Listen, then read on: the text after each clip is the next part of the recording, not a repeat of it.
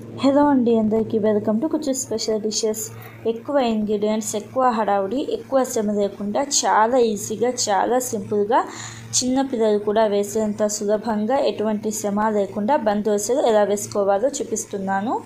ముందుగా మిక్సీ జార్లో 1 కప్పు దాకా సూజీ అంటే ఉప్మా రవ్వ 1 కప్పు దాకా వేసుకొని మెత్తని పొడిలాగా గ్రైండ్ చేసుకోండి. ఇలాగ గ్రైండ్ చేసుకున్న తర్వాత అదే మిక్సీ జార్లోకి ఒక పెద్ద బంగాళదుంప పైన తొక్క తీసి శుభ్రంగా కడిగి ఇలాగ వీడియోలో చూపిస్తున్నట్టుగా సన్నగా కట్ చేసుకొని వేసుకోండి. బంగాళదుంపను ఉడికించాల్సిన పని లేదు, పచ్చిదే వేసుకోండి.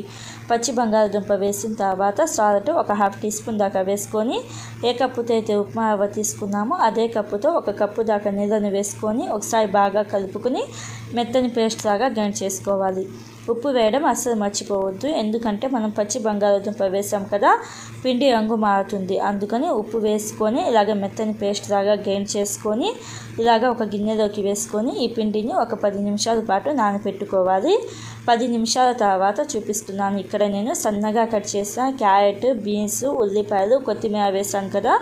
మీరు కావాలంటే సన్నగా కట్ చేసిన ఒక టమోటా, క్యాబేజీ, తూము, క్యాలీఫ్లవర్ ఇలాగా వెజిటబుల్స్ మీకు ఇష్టమైనవి వేసుకోవచ్చు. ఇలాగ వెజిటబుల్స్ అన్నీ సన్నగా కట్ చేసుకొని వేసుకొని దీనిలోని జీలకర్ర 1/2 టీ స్పూన్ దాకా వేసుకొని ఒకసారి బాగా కలపండి.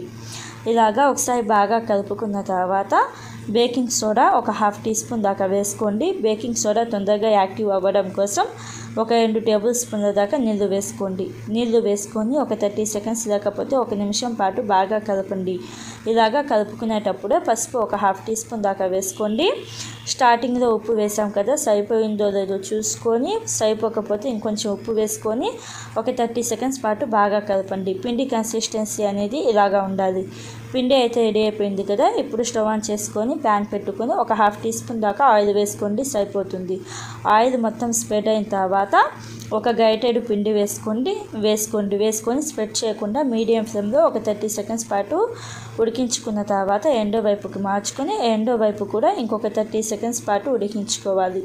ఎన్ని బందోసలు కావాలంటే అన్ని బందోసలు కూడా ఇలాగా ఒక గరిటెడు పిండి వేసుకొని మీడియం టు లో ఫ్లేమ్లోనే ఉడికించుకోండి. హై ఫ్లేమ్లో ఉడికిస్తే రంగు మారుతాయి, లోపల పచ్చిగానే ఉంటాయి.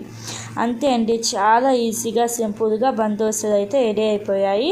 టేస్ట్ అయితే చాలా బాగుంది. తప్పకుండా ట్రై చేయండి. Thank you friends, bye bye.